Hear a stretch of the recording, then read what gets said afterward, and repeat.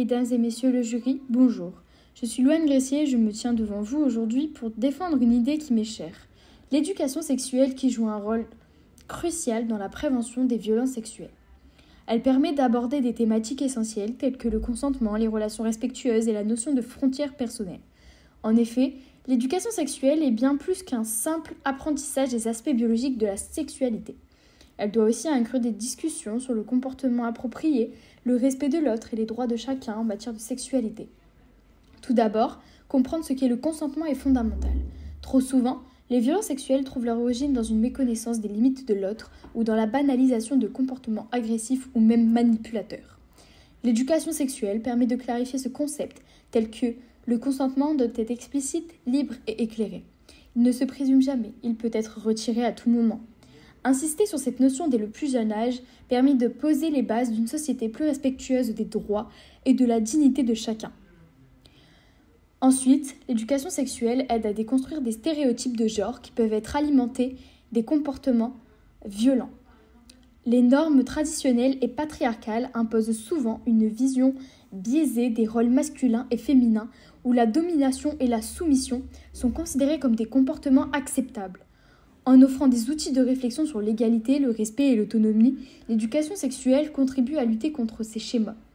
Elle permet également d'informer sur les conséquences légales et psychologiques des violences sexuelles. Beaucoup de victimes ne savent pas quels sont leurs droits ou hésitent à dénoncer ces faits par peur de ne pas être crues. L'éducation complète et ouverte sur la sexualité informe non seulement sur le consentement, mais aussi sur les recours légaux possibles et surtout, elle encourage la solidarité et le soutien entre individus. Enfin, il est important de rappeler que l'éducation sexuelle n'est pas uniquement le rôle des établissements scolaires.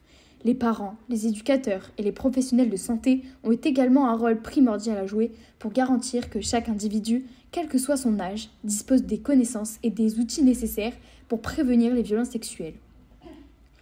En conclusion, l'éducation sexuelle est un levier essentiel dans la lutte contre les violences sexuelles. Elle permet de poser des bases solides de respect mutuel et d'égalité en incluant dès le plus jeune âge des valeurs de consentement et de non-violence et de responsabilité.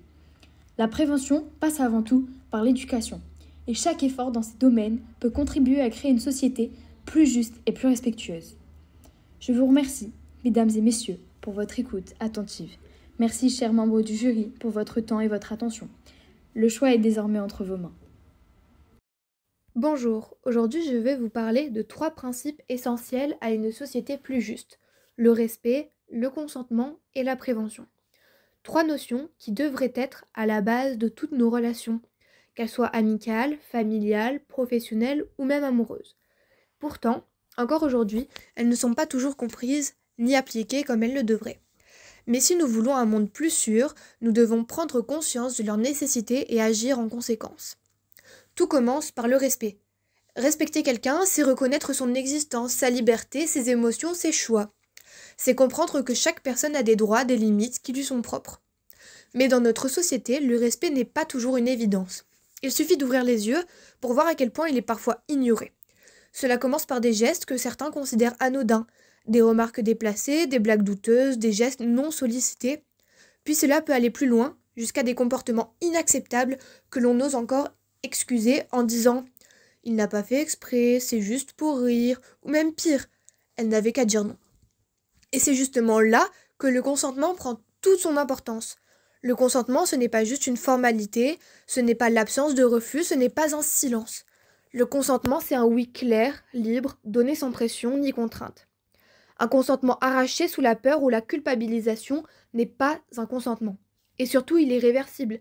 Un oui peut devenir un non à tout moment et cela doit être respecté sans discussion.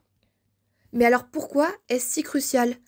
Parce que trop de personnes subissent encore des violences, des situations où leur parole n'a pas été écoutée, où leur liberté a été niée, parce que chaque fois que l'on force quelqu'un à faire quelque chose qu'il ne veut pas, on lui enlève une part de son humanité.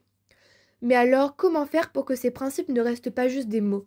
Comment éviter que le respect et le consentement ne soient pas considérés comme des sujets secondaires ? La réponse est simple. En agissant en amont, en travaillant sur la prévention. Il ne suffit pas de dire « le respect, c'est important ». Encore faut-il l'expliquer, l'enseigner, le transmettre. Trop souvent, le consentement n'est abordé que lorsqu'un problème survient, alors qu'il devrait être au cœur de l'éducation dès le plus jeune âge. On devrait apprendre aux enfants que non, ce n'est pas un jeu, que oui, ça se demande, que le respect de l'autre passe par l'écoute et la compréhension. On devrait aussi apprendre aux adolescents et aux adultes à identifier le comportement irrespectueux, à déconstruire les idées reçues, à comprendre que certaines attitudes, certaines blagues, certains gestes ne sont pas anodins. Alors posons-nous toujours cette question. Ai-je respecté l'autre? Ai-je demandé son avis? Ai-je écouté son ressenti? Parce que c'est en se posant ces questions, en éduquant, en sensibilisant, que nous construisons un monde où chacun pourra être lui-même sans craindre et sans contrainte. Un monde où chacun pourra se sentir libre d'être respecté, d'être entendu, d'être en sécurité. Merci de m'avoir écouté. Brisons les tabous, parlons vrai. Mesdames et messieurs, pourquoi est-il encore si difficile de parler de santé sexuelle? Pourquoi ces sujets essentiels restent-ils couverts de malaise et de silence? Aujourd'hui, je prends la parole pour briser ces tabous, pour défendre une vérité simple mais fondamentale. Nous avons tous le droit à une sexualité éclairée, respectueuse et protégée. D'abord, parlons de prévention. En 2025, le VIH n'est plus une fatalité, mais il continue de faire des ravages. Pourtant, le dépistage est accessible, les traitements existent, la PrEP protège. Alors pourquoi tant de jeunes ignorent encore ces solutions? La prévention ne devrait pas être un privilège réservé aux informés. Elle doit être un droit, un réflexe, une évidence. Ensuite, parlons de consentement. Il ne suffit pas de dire non pour que cela soit respecté.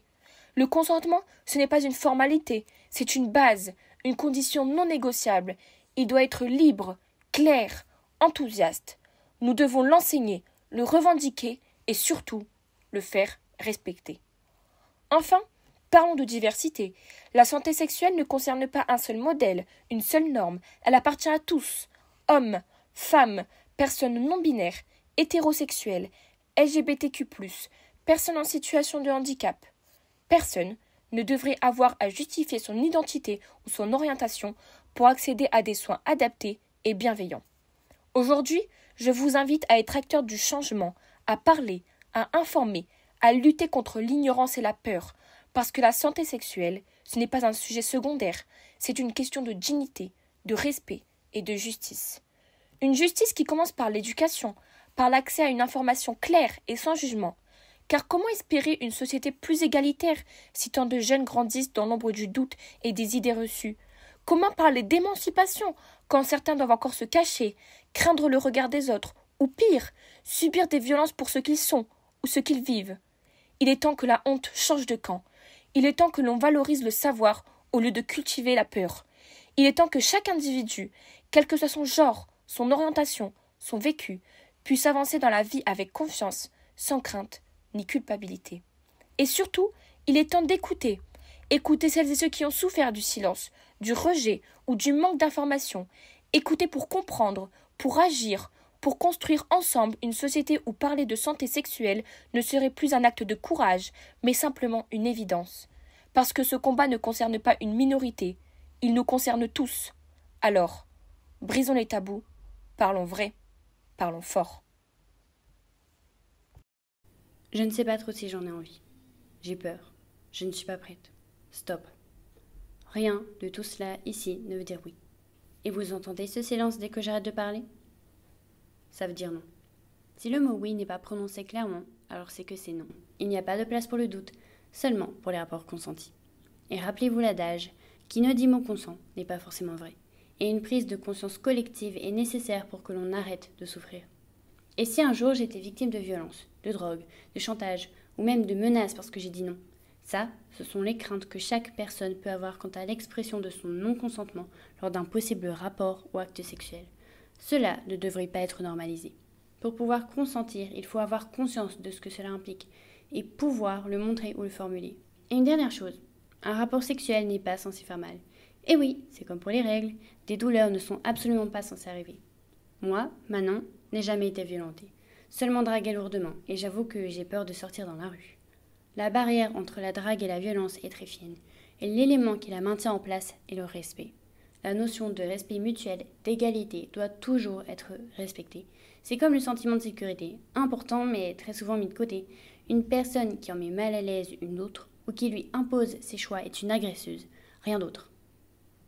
Moi, Agathe, je suis consentante, mais j'ai peur d'attraper quelque chose. Je ne m'y connais pas trop sur ces sujets-là, alors j'avoue que j'ai du mal à passer le pas. Il est vrai que le VIH et les IST sont des éléments qui sont importants à prendre en compte. Mais bien protégés, il ne devrait pas y avoir lieu de s'inquiéter. Le VIH, c'est un virus qui peut évoluer vers le sida. Il ne se transmet que par voie sexuelle, sanguine ou de mère à enfant. Donc en se protégeant bien, on peut l'éviter. Allez, on souffle. Par protection, je parle de préservatifs, car ceux-ci protègent assez bien des maladies. Pour ce qui est des IST, elles sont transmissibles avec ou sans pénétration. Donc l'utilisation du préservatif interne ou externe est recommandée. Moi, Anna, au contraire, ai déjà eu un rapport sexuel, mais je suis tombée enceinte. Dans ces cas-là, plusieurs options sont possibles, à savoir aller jusqu'au terme de la grossesse et accueillir l'enfant, le faire adopter une fois né, ou encore procéder à une interruption de la grossesse. Cela peut arriver même en prenant une contraception. Le mieux est donc de choisir celle qui est la mieux adaptée à votre mode de vie, et coup de chance, il en existe plein. Maintenant que les bases sont posées, qu'en est-il du plaisir ? Bah oui, un acte ou rapport sexuel consenti est censé provoquer une sensation de plaisir, non ? On peut très bien être seul. On n'a pas besoin d'être deux pour connaître son corps. La masturbation, par exemple, peut avoir des bienfaits physiques et psychologiques. Donc messieurs et mesdames, n'ayez pas peur d'avoir une vie sexuelle. Il suffit de bien s'informer et de s'approprier sa relation et ses désirs.